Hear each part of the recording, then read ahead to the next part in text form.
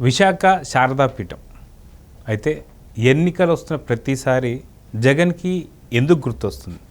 అసలుకి జగన్ క్రైస్తవుడా లేదా ఇక్కడ ఇంకేదైనా వ్యూహం ఉందా? వీటన్నిటి గురించి చర్చిస్తాను. మనతో పాటు సీనియర్ జర్నలిస్ట్ సత్యమూర్తి గారు ఉన్నారు. ఆయన అడిగి తెలుసు. సార్ నమస్తే. నమస్కారం అండి. సార్, ఎన్నికల్లో వస్తున్న ప్రతిసారి శారదాపీఠం వైపు చూస్తుంటాడు జగన్. అప్పుడు ఎందుకు గుర్తొస్తుంది?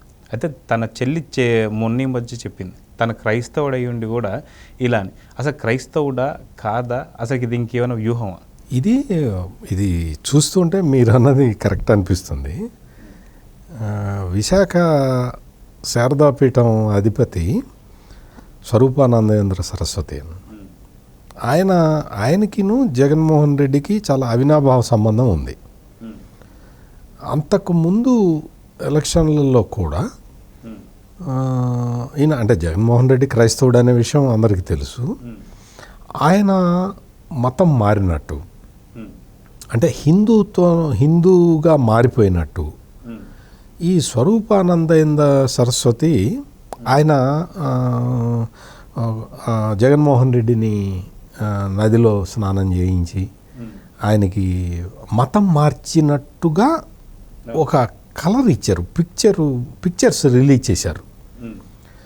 అది కొంతమంది ఏంటంటే అది గంగలో జరిగింది, హరిద్వార్లో చేశారు అని కొంతమంది అనుకున్నారు, గోదావరిలో చేశారని కొంతమంది అన్నారు.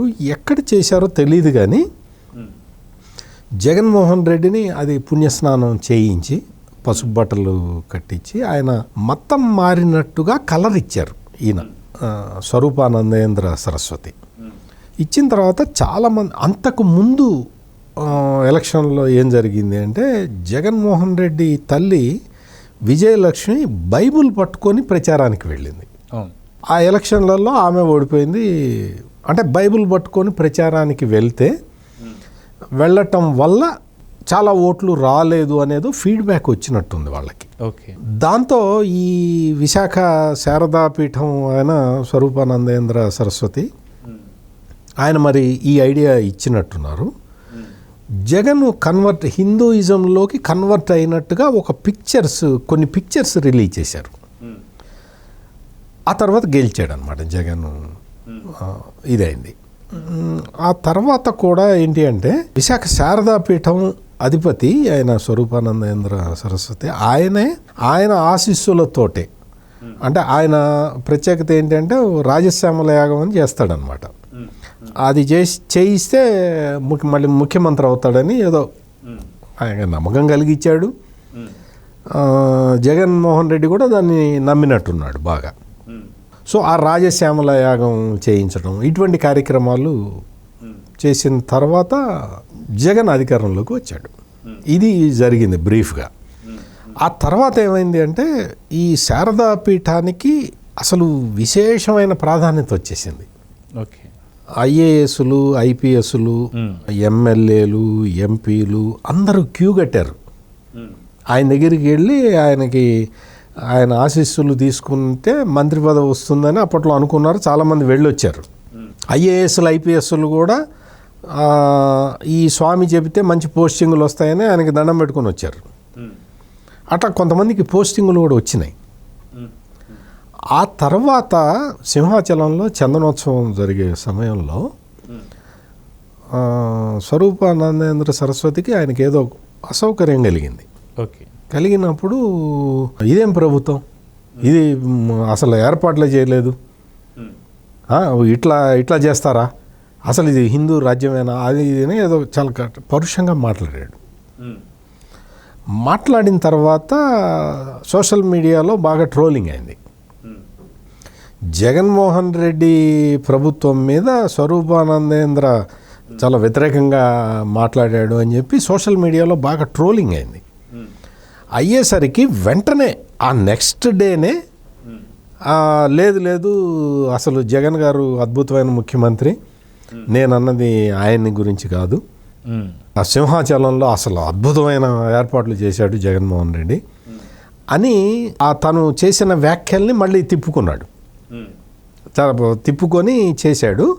దానికి ఏంటంటే సీఎం ఆఫీస్ నుంచి ఎవరో ఒక ఆఫీసర్ ఫోన్ చేసి ఏం సరిగ్గా మాట్లాడటలేదు, ఏంటి నీ ఉద్దేశం ఏంటి, ఏమనుకుంటున్నావు నువ్వని ఏదో బెదిరిస్తే ఈయన మాట మార్చి మామూలుగా చెప్పాడని చెప్పి అప్పట్లో చాలా టాక్స్ వచ్చినాయి. ఓకే. మొత్తానికి ఏంటి అంటే ఈ స్వరూపానందేంద్రకి జగన్మోహన్ రెడ్డి అంటే వల్లమాలిన అభిమానం, ప్రేమ ఉన్నది. ఎందుకు ఉన్నదో మనకు తెలియదు. ఆ తర్వాత ఏం జరిగింది అంటే అక్కడ కొంత స్థలము జగన్మోహన్ రెడ్డి ప్రభుత్వం ఆయనకి ఇచ్చింది అనేది ఒక ఎలిగేషన్ వచ్చింది. చాలా కారు చౌకగా ఇచ్చేశారు. ఈ స్థలం కోసమా స్వామి ఇట్లా జగన్ని పొగుడుతున్నది అని కూడా కొంతమంది ట్రోల్ చేశారు. అవన్నీ జరిగినాయి. అంటే ఈ స్వామి ఏంటంటే ఈయన పొలిటికల్ స్వామి. ఈయన ప్రతిసారి కూడా అంటే ఇటువంటి కలరింగ్ ఇచ్చేస్తాడనమాట. అంటే ఈ స్వామికి చాలామంది ఫాలోయర్స్ ఉంటారు. అందుకని వాళ్ళందరూ ఏంటి అంటే అచ్చా ఈయన మాయలో పడిపోయి అసలు జగన్మోహన్ రెడ్డి మన హిందువే అన్నట్టుగా వాళ్ళు కూడా ఆలోచిస్తూ ఉంటారనమాట. అంటే జగన్మోహన్ రెడ్డి ఏంటి అంటే ట్రూ ప్లాంగ్డ్ స్ట్రాటజీ అంటారు దీన్ని. ఓకే. ఒకవైపు ఏమో చర్చిల్లో మన క్రిస్టియనే ముఖ్యమంత్రిగా ఉండాలి అని చెప్తుంటారు. ఇంకోవైపు ఏమో ఇట్లా ఈ రాజశ్యామల యాగం ఇటువంటివి పిక్చర్స్ బయటకు వదులుతూ ఉంటారు. దండం పెట్టుకోవటం, పట్టు వస్త్రాలు కట్టుకోవటం, తిరునామం పెట్టుకోవటం, ఇటువంటివన్నీ ఇంకోవైపు జరుగుతూ ఉంటాయి. మనం కాకినాడ ఎమ్మెల్యే ద్వారంపూడి చంద్రశేఖర్ రెడ్డి కానీ ఇంకొక 2-3 చెప్పారు, మనకి క్రిస్టియన్ మనకి ముఖ్యమంత్రిగా కంటిన్యూ కావాల్సిన అవసరం ఉంది మనకి. ఈ విధంగా ఎలక్షన్లో వచ్చే టైంకి ఇవన్నీ జరుగుతూ ఉంటాయి. ఆయన క్రిస్టియన్ ఇది ఇప్పుడు మణిపూర్లో జరిగిన అల్లర్లు అవి మనం చూసాం. అప్పుడు అక్కడ క్రిస్టియన్లని ఊచకోత కోసినప్పుడు నువ్వు క్రిస్టియన్ అయ్యుండి నువ్వు ఎందుకు కండెమ్ చేయలేదు అని చెప్పి షర్మిల క్వశ్చన్ చేసింది, అన్నని క్వశ్చన్ చేసింది. అంటే ఆయన క్రిస్టియన్ అనేది అర్థమైపోతుంటుంది మనకి. కానీ ఇటువంటివి ఎందుకు చేస్తాడో మనకు తెలియదు.